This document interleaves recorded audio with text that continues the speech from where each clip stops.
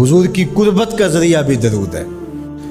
कौन सा मोमिन होगा जिसको हुजूर के दीदार का शौक़ नहीं है। कसरत दरूद की बरकत यह है कि हुजूर का दीदार नसीब होता है। हुजूर का दीदार नसीब हो जाए तो बताओ और क्या चाहिए। अल्लाह अकबर। फरमाया जो मेरे ऊपर एक मर्तबा दरूद भेजता है अल्लाह उस पर 10 रहमतों का नज़ूल फरमाता है।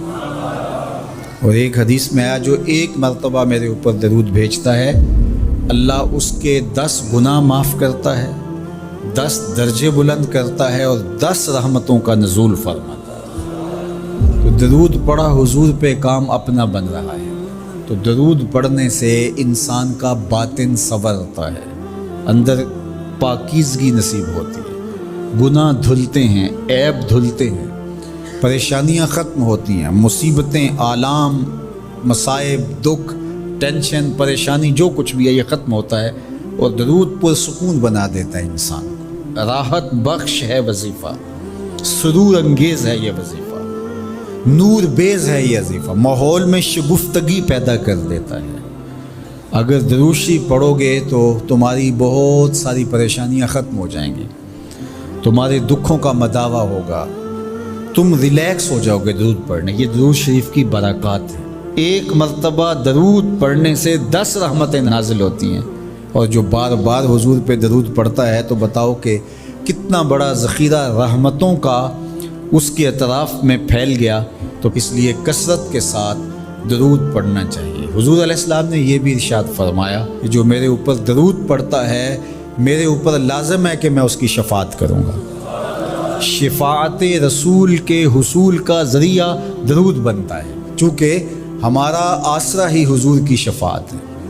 वो दामन शफ़ाअत खोलेंगे तो हम गुनाहगारों का काम बनेगा। और वो नसीब कैसे होगी हुजूर अलैहिस्सलाम की शफ़ाअत?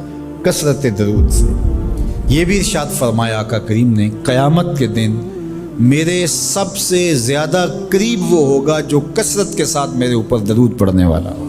अल्लाह का फ़रिश्तों की मजलिस में हुजूर की सना करना ये दरूद है। हुजूर की मदा फरमाना, महबूब की शानों को बयान फरमाना। ये सही बुखारी में सलात का तर्जुमा हज़रत अबू आलिया रज़ियल्लाहु ताला अन्हो से किया गया है। तो फिर दरूद का मफ़हूम बहुत वसी है। हुजूर की मदह तौसीफ़, हुजूर के हुस्न का बयान, हुजूर के ख़साइल का उन्वान, आका करीम के शमाइल का तज़करा, हुजूर अलैहिस्सलाम के फ़ज़ाइल की बातें, हुजूर की अज़मतों का उन्वान, ये सब कुछ दरूद के ज़ुमरे में आता है। और फिर साथ सीगा भी दरूद का हो और उसमें शाने भी हुजूर की हों, जिस तरह दरूद ताज में है। तो उसमें हुजूर पर दरूद भी भेजा गया और साथ हुजूर की अज़मतों को भी बयान किया गया। तो ये एक ख़ूबसूरत गुलदस्ता बन गया। दरूद शरीफ के जो मफ़ाहीम बयान किए गए हैं उन सब मफ़ाहीम को ये अपने जलो में लिए हुए है ये दरूद।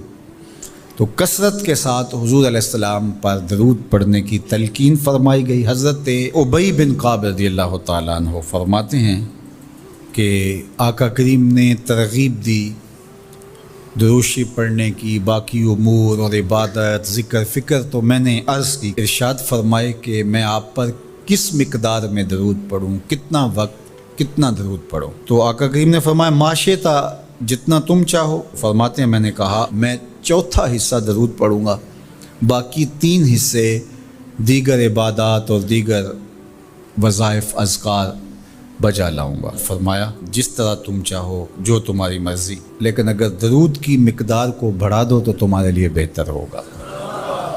तो मैंने कहा अन्निस्फ़ा, मैं आधा वक्त दरूद पढ़ा करूँगा और बाकी चीज़ें बाकी आधे वक्त में करूँगा। फरमाया जिस तरह तुम चाहो, लेकिन अगर दरूद की मिक़दार को बढ़ा दो तो तुम्हारे लिए बेहतर होगा। मैंने कहा कि हुजूर मैं 2 हिस्से दरूद पढ़ूँगा और 1 हिस्सा बाकी वज़ाइफ औरात बजा लाऊँगा। फरमाया जैसे तुम्हारा दिल चाहे, लेकिन अगर तुम दरूद की मिक़दार को बढ़ा दो तो तुम्हारे लिए बेहतर होगा। फरमाते हैं मैंने कहा हुजूर मैं पढ़ूँगा ही दरूद, सारा वक्त मैं आप पे दरूद ही पढ़ता रहूँगा। फरमाया फिर तुम्हारे सारे दुख, तकलीफ़, अज़ियतें, परेशानियाँ, उसके लिए ये दरूद किफ़ायत करेगा और तुम्हारे गुनाहों की मग़फ़िरत फरमा दी जाएगी।